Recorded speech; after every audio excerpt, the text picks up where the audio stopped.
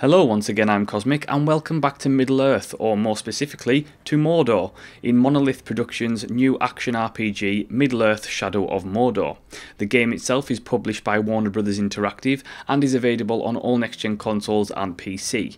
Now today I'm going to be taking a look at the PC version, however I will be using a controller as I feel it offers a more fluid control system over the mouse and keyboard. The PC port specifically has a good range of graphical options, so those with good graphics cards and the capability to do so can really enjoy the visuals on offer. So the story of Shadow of Mordor takes place at a time in between the Hobbit book and the Lord of the Rings trilogy. The game starts at the Black Gate of Mordor, where at the time it was guarded by the Rangers of Gondor. You control Talion, a ranger of Gondor whose wife and child lives there too. Soon Sauron's army appears, led by the mysterious Black Hand, and they attack and kill all at the Black Gate, including Talion and his family. You then find yourself resurrected by a wraith. Not only are you then now bound to the wraith, but Talion receives wraith-like abilities and powers.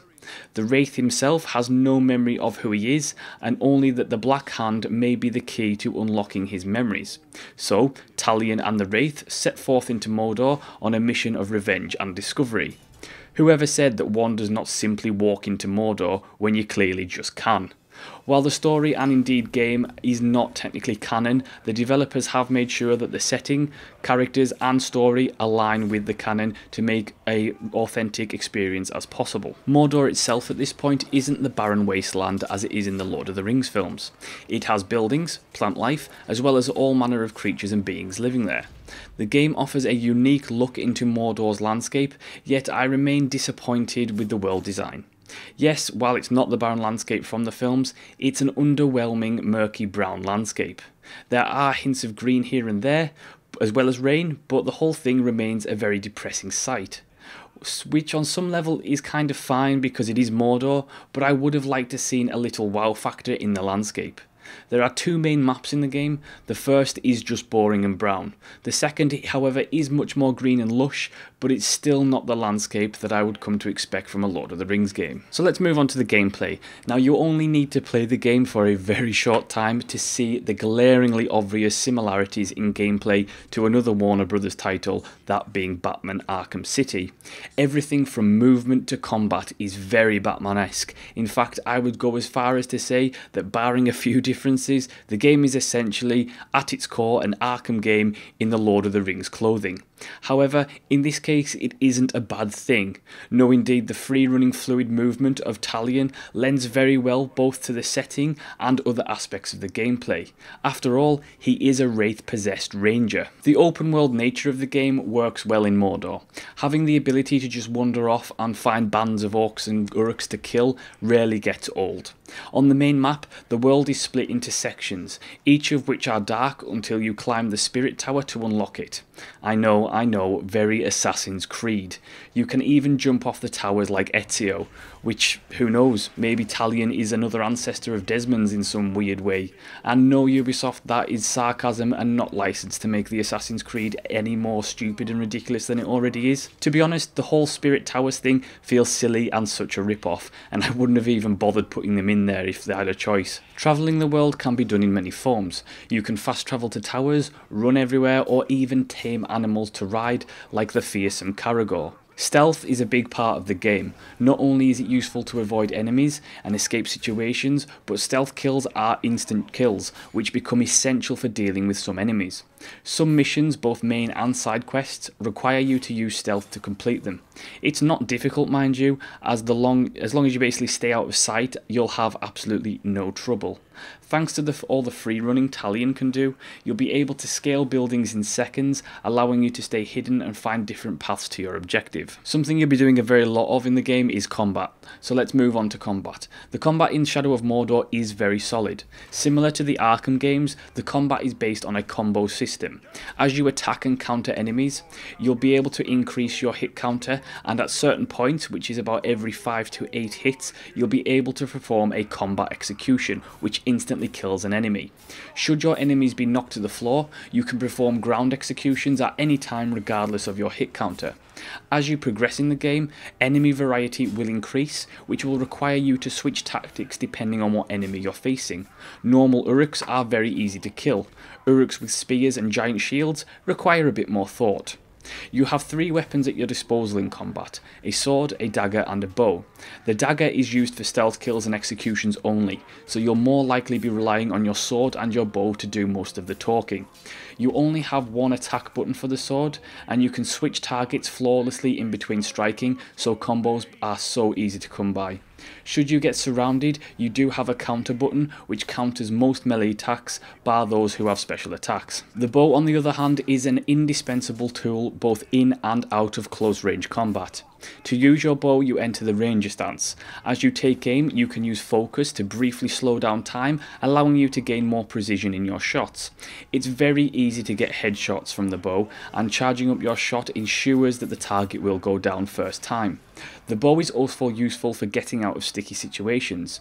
The environment around you can be used to help you in battle. You can use the bow to shoot a variety of objects in the environment, from explosive barrels to the cage doors of hungry beasts. At its core, combat is simple and easy to use. Your weapons can all be upgraded with runes, which offer a number of effects, from health regen from kills to damage increases. You have a limited number of rune slots on each weapon, and more can be purchased with the points you earn from doing missions, finding collectibles and selling unwanted runes. Runes themselves are earned from killing Uruk captains in Sauron's army, and their effects vary as does their rarity. Weapons aren't the only thing you'll be able to upgrade in the game. As you progress and get stronger, you'll earn ability points to purchase new abilities. There are 5 tiers of abilities and 2 trees, one being the Ranger tree and the other the Wraith tree. The Ranger tree focuses on melee fighting and stealth abilities, whereas the Wraith tree focuses on the bow's abilities, crowd control and abilities to do with creatures. While the combat is fun and fluid, it's not really enough to carry the game, especially considering it's simply an iteration of Arkham City's combat. However, Shadow of Mordor does have an ace up its sleeve, and for me is the sole reason why the game is worth playing: the Nemesis system. The Uruks of Mordor have a certain hierarchy, powerful war chiefs at the top, and under them are the Uruk captains. Barring a few set main story characters, each war chief and captain is randomly generated with a unique name, personality and appearance. Each captain has strengths and weaknesses in battle, so you must adapt your tactics to suit the captain that you're facing. Often in your meetings on the battlefield with the captains, they may run or you may need to retreat. Over time, repeated clashes between Talion and an Uruk captain can become very personal. Uruk captains can and will remember you from close encounters. Should Talion die, the captain who killed you will gain in rank and power, plus the next time you meet, he's sure going to mention it. If you're killed by a normal Uruk, they will be promoted to a captain and gain all the unique stats that come with that. I know from first-hand experience that a normal Uruk can become your worst nightmare, all thanks to a stray spear from an Uruk who then got promoted to captain, and after that he continually hunted me down and turned up at the worst possible moments, usually when I was fighting another captain. In all, he must have killed me around 9 times until I finally got my sweet revenge, and there was no better feeling than that. Sometimes even killing a captain isn't enough. Ratanak the prison master was one such foe. I killed him by shooting an arrow through his eye. Later in the game he showed up with half a metal face, yelling that the arrow had basically lost him his eye and that he wanted revenge. Instances like this pop up all the time in the game, and it is very cool. The whole system gets you personally involved with these characters, and it makes you feel genuine hate at the captain that just plagues your existence. It also gives you an impression of a living and changing world, if in somewhat a limited way. The Uruk captains themselves will vie for power. Side missions called power struggles are missions where you can choose whether to interfere or not.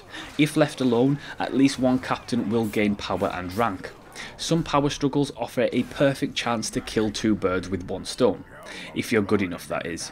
Duels especially are great ways to get 2 captains in the same place, and you can literally wait until they weaken each other before entering the fray. As I've mentioned, captains have strengths and weaknesses in battle. It's important to learn these before you face your target so you're prepared. To learn a captain's traits and of course their location first, you must gather intel. To gather intel, you either need to find a special Uruk troop marked green, these are called worms in the game, and if you grab them you will have a choice to interrogate them for intel. The main reason for erring on the side of caution is due to the captains having certain strengths that make them go berserk. An example of this is the hate of pain trait, by which you strike a captain and don't kill him, they will berserk and become almost unstoppable. There are several types of missions that you can take part in during the game. You have a selection of main missions, side quests, collectibles, power struggles and vendettas. If you have friends who play Shadow of Mordor, if they get killed by a captain, a vendetta mission will sometimes appear in your game where you can try your hand at killing the captain and avenging their death. Now on to story. The main story of the game, while it isn't canon, is pretty good. The voice acting of the entire game is fantastic, and all the characters, particularly the orcs, Wraith and of course Gollum, are very believable. It certainly does have a good Lord of the Rings atmosphere to the whole affair, and while at the core the mechanics are very similar to Batman, it never feels like a cheap clone with a Tolkien skin. It does genuinely feel like a Lord of the Rings game. The graphics of the game are pretty good, character models of the orcs look fantastic, human character models look a little worse for wear sometimes. The game's soundtrack is well produced and brings a Middle-earth feel, just what you're looking for when you really play any kind of game of the franchise.